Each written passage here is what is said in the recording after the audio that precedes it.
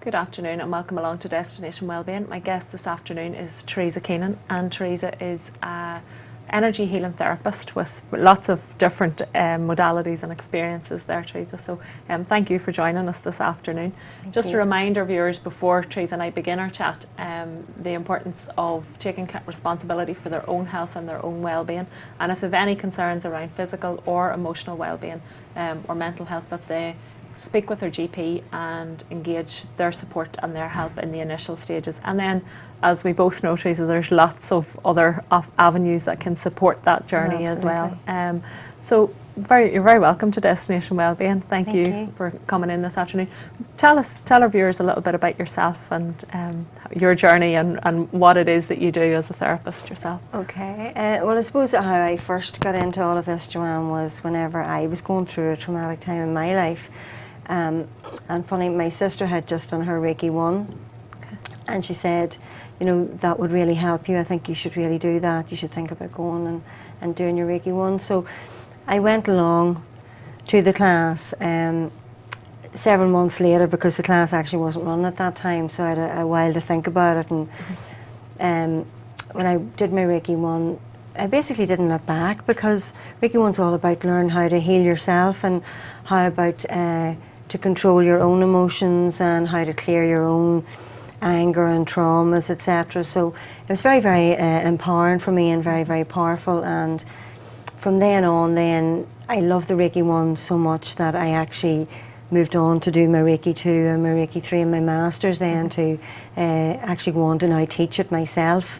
So to pass the gauntlet on to other people, to allow people to access that information for themselves and to learn that they can move on and heal within themselves. You know, because I think, you know, often, and I'm sure you experience it as well, where clients will come along and they talk about, you know, oh, that healed me, or this, or you healed me, or all that sort of stuff. And the healing happens from within, and that's absolutely. where, for me, that was one of the things that I loved about Reiki and that whole idea that it's physician heal thyself, and it takes us right back to Hippocrates and you know, the father of modern medicine, where that was where healing was to occur, because whether we go the medical route or we go the alternative holistic complementary route, then it really is, the healing happens in ourselves, doesn't it? Oh yeah, absolutely. Whenever someone you know, gets to the stage where they ask for help, you know, whether it's their GP or the holistic therapist or both,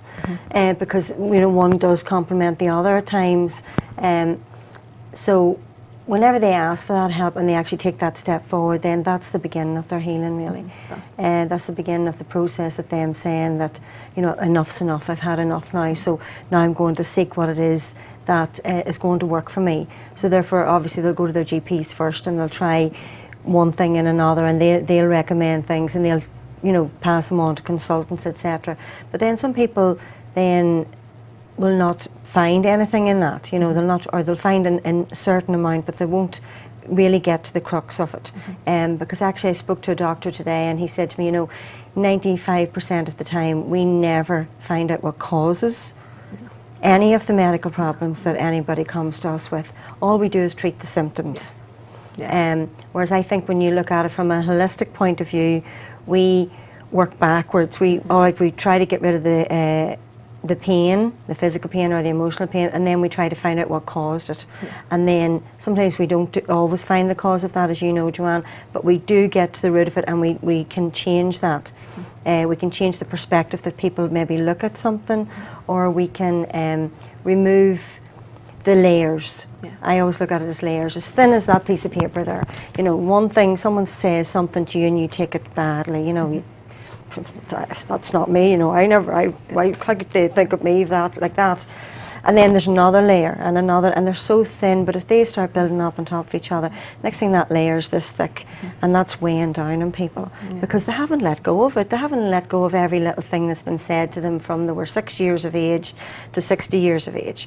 And that's all built up on top of each other. And then when you start peeling away those little layers and stripping them back and looking at them for what they really were, or how we took them, then I think that's where the healing begins. And it can as you say, you know, it's getting to that root cause. I often use the analogy where you talk about weeding a garden, and if you go out and pull the leaves off all the weeds, your garden will look lovely for a day. Yeah. It'll look great. Oh, yeah. It'll look perfect, and everything looks nice and tidy. But underneath, all of those roots are still growing, and before you know where they are, they've sprung up somewhere else, or they've found their way in. And I think our health is no different to that, really. Absolutely. That we've got, you know, we can treat all of these surface symptoms and whatever's going on above the surface. But unless we get into where that root cause is. And so the Reiki journey led you then to Rahini energy, IET.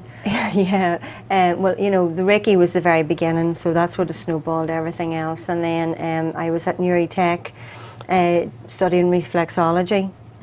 And they were offering Reiki as a supplementary therapy that you could, you know, learn in the evenings. And I said, well, I've already got my Reiki. And they said, well, we offer IET, which is integrated energy therapy. So I was very lucky to be able to do my 1, 2 and 3 there up to the advanced level, because you got it as a cheaper option, really, because, you know, it was quite expensive. So I was able to get that. And then in that same year, it was really strange, because through the reflexology as well, a girl came into the class one night and was talking about Rahani celestial healing. And I said, I've never heard of that before. And she said, well, I went at the weekend and I got a treatment and it was absolutely amazing, and I'm going to go back and I'm going to learn how to do it. I'm going to become a practitioner. And I felt so strongly about it. I said, I don't even know what this is. I haven't even had a treatment, but I'm going with you. And she says, no, you're not. I said, yes, I actually am. And we lifted the phone and we phoned this lady and we said, you know, when are you free? And she said, I'm free next Saturday. And I said, okay. I says, well, I want to come to you, and I've never even had a treatment. I don't even know what this is, but I'm so strongly drawn to it. I believe that I'm meant to do this. And she said, well, you know, come along and see. So I went there that day, and it was absolutely amazing, Joanne, I have to say. It was... And the words don't make sense, but it was like coming home. It was just so familiar and so comfortable, and that definitely stepped up my vibration. Because everything vibrates on a different level, as you know. Everything's made of energy, and energy's constantly changing and constantly moving, and it never stays the same. So, you know, for people to think in a vibrationary aspect of their lives, of everything being energy, everything you put in your body is made of energy, everything you put on your skin is made of energy, everything you drink, everything you say and hear is made of energy as well. So everything affects you on an energetic level. So yeah, the Rahani was very, very powerful for me. And the power, I suppose, with that we have, that everything affects us, but we therefore also can take the power that we affect everything. So if we can make changes within ourselves and heal within ourselves, then the ripple effect of that out initially to our own body and throughout our own cells, and then to the people closest to us, genetically linked, and then further afield to everybody that we meet on a daily basis, and even further out than that again, that we're all resonating with the energy of the world and the earth and the universe, and it's all creating. So our fears can add more fear, and but our love can also add more love. Oh, absolutely. And even if someone, you know, doesn't come to me for a treatment, people have said, you know, how can you remain so calm whenever, you know, this is happening in your life or this is happening in the world?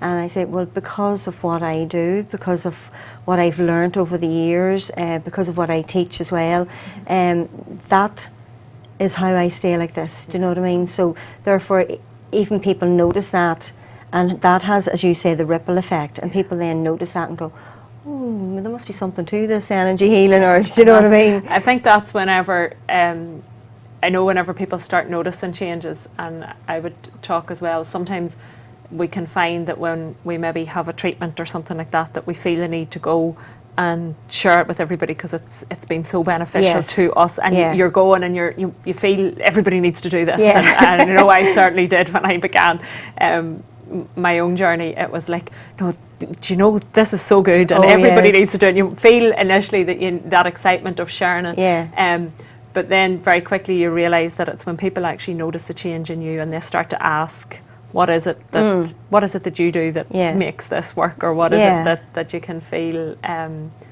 then they're ready for their own journey as well in that space, aren't they? So, and you mentioned the quantum healing as well, so that takes it back, that it's even sort of past life stuff. So a lot of the time when we're trying to get to the root stuff, it mightn't even be anything that happened in this lifetime. I know that sounds strange, but I mean, it can be things that people have carried over from one lifetime to the next, and they don't even realise it. You know, the patterns, the habits, the addictions. You know, all those types of things. The people that are always maybe drawn to certain types of people that keep making the same mistakes and don't even know why, and they know they're making them. They sit there and tell you, I keep making the same mistake and I don't even know why. It always seems to happen. But then whenever they come for a quantum healing hypnosis therapy, we regress them and they say, that's why, because that happened to me in that lifetime. And maybe sometimes they're taken to more than one lifetime, so they're shown that it has happened in several lifetimes. Or they're sometimes actually shown the opposite as well. If they're perhaps doing really well in this lifetime, they can be shown that they didn't do too well in other lifetimes, or the opposite, that they had the opulent life, that they had everything and yet still weren't happy. So it doesn't matter whether you have the big house, the big car, money in the bank, 3 holidays a year. If you're not happy, that doesn't matter at the end of the day. Yeah, do you know, it really doesn't. I think in recent weeks we've had that probably hit home to a lot of people with the death, for example, of Robin Williams. Yes.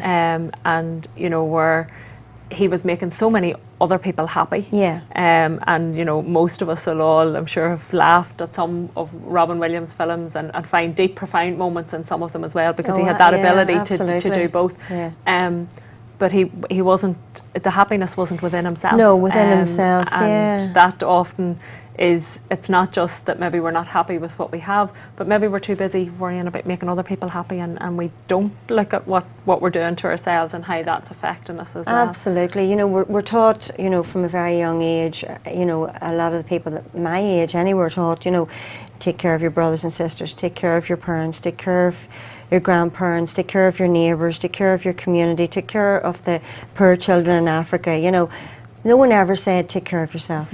Yeah, except, I mean, I suppose we're looking at that from a religious perspective, but one of the keys that we look at is that if we take one of the commandments, it was love thy neighbour as thyself. Yeah. The key part being as thyself, and most of us dislike ourselves more than we'd ever dislike a neighbour, or dislike or treat ourselves much worse. But the key crux to that, which and we could get into a lot of conversation around that, but for me that was the words that were spoken, and that was the important bit, but the message that we got was love everybody else but not ourselves. Yeah. And that's what was what was preached out, but actually what was said was love thy neighbour as thyself. And that's where I think taking time for energy healing work for individuals is so important, because it helps you. Sometimes we don't even know what we want. No, I know, and it's very hard, and that's why I named the business Time for You, because everyone needs to take that time out for themselves,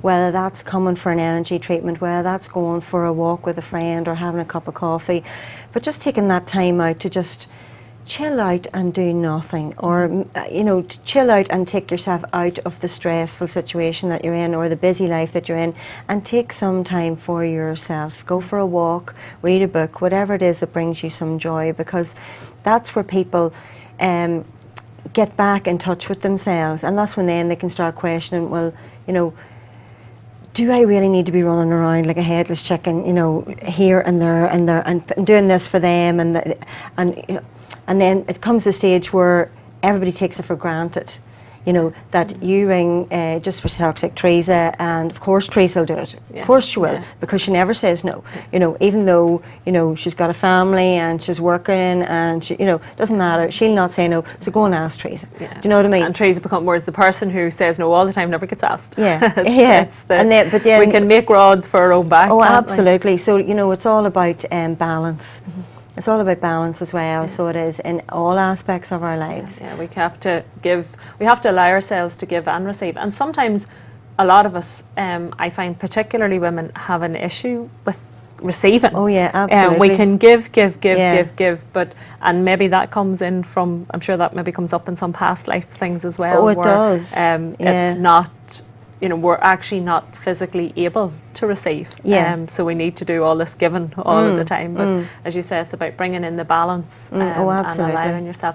So I know you said a time for you, and that is one of the key important, like it's the most important aspect to all of life, isn't Yeah. it? And you mentioned that it could be coming for a treatment, it could be just doing something that you enjoy, but you also do some group days as well and I things do like group that. days which to can allow work. people, because people are a wee bit wary, when you say, I do Reiki or Rahani or IET or all the therapies, but they're a bit wary about coming to you for an hour, to have a treatment because they just don't know what to expect, and so therefore they sort of step back from it and they won't come to you for a treatment. But I do group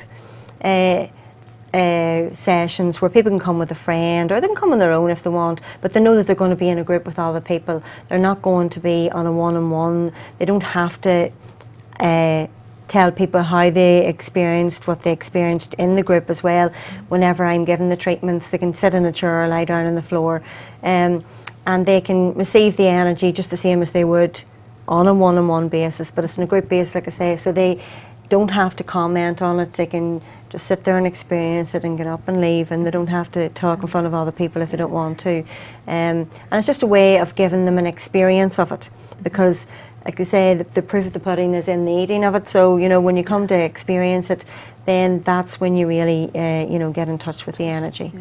And you mentioned, I know in terms of group healing, one of the things I've done that works so well is the sound healing, and I know it's amazing. It's lovely in a group because it's every person, the sounds, the energy of hear and everybody feel so in the group adds to it as well, so it's not just the vibrations of the bowls, etc. It's the vibration of every person in the group, and all of that's mixed together. So I could do 6 different group sound therapies, and everyone could be completely different because of the group energy of the people that are there. But it's all very, very powerful and beautiful. Yeah, and it's the Tibetan bowls, The Tibetan singing bowls, singing bowls, yeah. and their sounds are just they're just magical. Really, to be heard is to be believed, isn't it? Really, yeah, absolutely.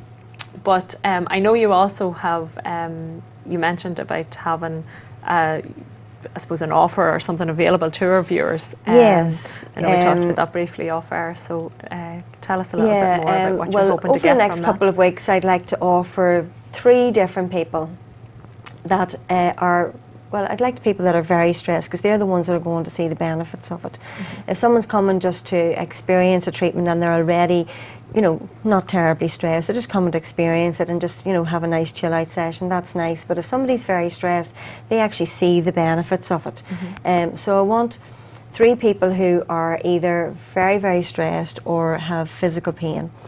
And I'd like to offer them 3 to 4 free treatments. That's a treatment a week for 3 to 4 weeks.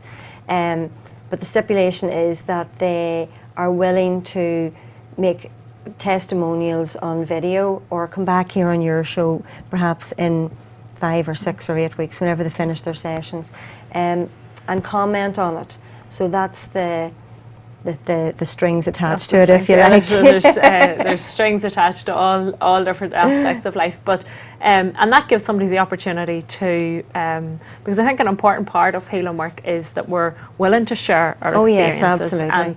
And not always, but people aren't always in a place in their lives where they're happy to open up, but we just never know how that might help someone else as well. So I would be a believer in sort of the weakness isn't in speaking up and saying, you know what, I'm struggling, or I'm stressed, or I'm this, that, that, and the other. It's being able to open that up, because you'll find so many people. I mean, I talk to people all of the time, and I think if only you would share your story, you would it would help you, and it would also help other people, because one of the pressures I think with being stressed, or maybe particularly with emotional problems or mental illness, is that you feel like you're the only person. But it's not until you open up and you start to talk to other people that you realise, you know what, it's like being a first time mum, and you think, you're the only mother that's being kept up all night, and not able to cope, and just want to walk away and leave the child crying there, because everybody feels like that at some stage, you know what I mean? But if everybody just shared those thoughts with people, and then, you know, and asked for the help, as you say, and then the help is out there.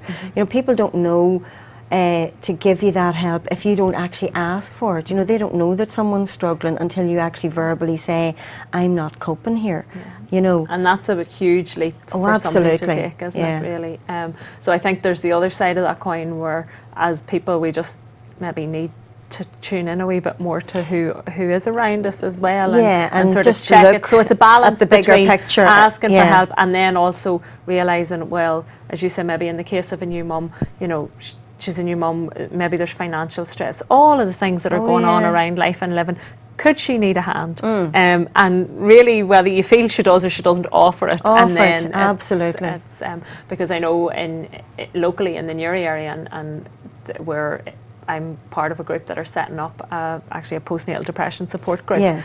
Because that support isn't there in the Newry and Mourne area as of yet. But thankfully we'll have, within the next few weeks, that will be there, because that's a very difficult and challenging time. That is very difficult, because I suffered from that myself. So, like, I mean, I know what that's like. So that's, you know, absolutely so stressful, and it affects, as you say, the ripple effects of it then in the negative way then comes out in that aspect, because it affects everybody, you know, so it does, and it's very, very difficult. So that's wonderful that that's coming up now. It's, and I think as well, one of the things totally, as you mentioned, Teresa, is that people feel that they are definitely, I shouldn't be feeling like this. And they feel like they're the only one, and therefore that adds more pressure to the problem. Absolutely. Then you think, you know, you're not being a good mother or whatever, but, you know, being a good mother is the one that asks for help and says that they're struggling, because then it's like I say, the layers and the layers of the thin pieces of paper, every little thing then, you know, builds on top of each other, and then the next thing it's this huge pile, and then it's like tipping points. So, like, you know, before it gets to tipping point, that's where people need to ask for help before it gets to that stressful situation. And I think as well, and increasingly there's research being done around particularly the postnatal depression area, that it may even also need to be treated more as post-traumatic stress disorder, rather than postnatal depression. And I know maybe for someone who's not sure of what the difference is, but there are women who have had very traumatic experiences in birth, that maybe need that help, that it's not necessarily postnatal depression, but that it's trauma that they've suffered. And by treating those differently, they can, or by looking at that differently, even can change how we see things as well. But when we take it back to energy work, I suppose that's where one of my passions for working with energy is that it doesn't matter what you're treating, because you treat it all the same. And the healing happens based on what needs to happen for the individual, rather than, so somebody may come to you with a sore neck or a sore back, but actually heal from something completely unrelated to that. The neck or the back will heal, but what was actually, as we said back at the beginning, the core problem was nothing to do with their neck or their back. I've had people come to me, as you say, with a pain in their shoulder or a pain in their back, and we can do our best to get rid of that physical pain, but the problem that they're holding on to that's causing that physical pain is the thing that we can get in contact with. And then that's when we say to them, you know, well, why have you built this brick wall up around yourself? And these are people that have come to me that I know nothing about, and you know yourself, and you can just pick up on these things. And why have you built this wall around yourself? And why have you, it's so thick now that you don't even know how to reach out anymore, and people can't get through to connect with you, so then you're feeling even more isolated, so you're feeling even more stressed. And people are doing that to themselves. They're building up these layers of walls of protection around themselves when something you know, traumatic happens to them, and then they don't know how to break them back down again. And I think that particularly doing energy work, I think then that's where we come in, because we can help them when they start looking at it and going, how did you pick up on that? How do you don't know me, how did you know that? And I go, and then the next thing maybe they're crying, and next thing they're telling you something else, and then you go, oh, that's why. But the emotional release that comes from that crying, absolutely. Is and then amazing. You can see the walls coming down, do you know, and then they go off, and then they go, oh my God, and they go home and tell their family, and they go, oh, well, she had you pinned, and you know, oh, is that what you all think? Right, Well, yeah, that's how you are. And they go, well, I didn't realise that it was that obvious or that I had done that to myself. So then they start to look at themselves in a different way and they start to peel back the layers, and then their lives change completely. And those layers, interestingly, as we talk about the layers, because I would be a big believer in that is where the obesity epidemic, for want of a better word, is that's what's really at the source of it. Now, yes, there's eating and lack of exercise and lifestyles have changed and all of that.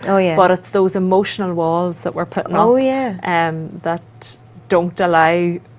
They're there to protect them. The job of fat in the human body is to protect organs, and that also has an emotional link as well. Absolutely. And so, like that, with when we're working through getting to the root cause and working on an energetic level, people physically change. I mean, their physical appearance changes because they've let go of all of that burden and all of those layers of protection that they've been building up. Absolutely. You know, whenever they realise what they've done to themselves or what they've allowed other people to do to them, but ultimately the control is with them. So whenever you start talking to them and teaching them that actually they have the control to let go of those things, that they have the control to let those things go, to see them for what they were, that somebody just was ignorant and said those things, or somebody was in pain themselves and was lashing out at them and you know, didn't mean to hurt them, but they did. As the saying goes, hurt people hurt people. Unfortunately. It's when we're hurt that we'll hurt those closest to us. And if you're not in a good place, then you hold on to that hurt. Whereas, you know, if you're in a good place, you go, oh, they were having a bad day. But if you are already hurting yourself, then you hold on to that then. You take that as well as your own hurts, and there's the layers building up again, you know. So I would talk about where we could have somebody come into the room, you could have a group of 10 people sitting in the room, someone walks in and starts shouting abuse into the room and being nasty or whatever.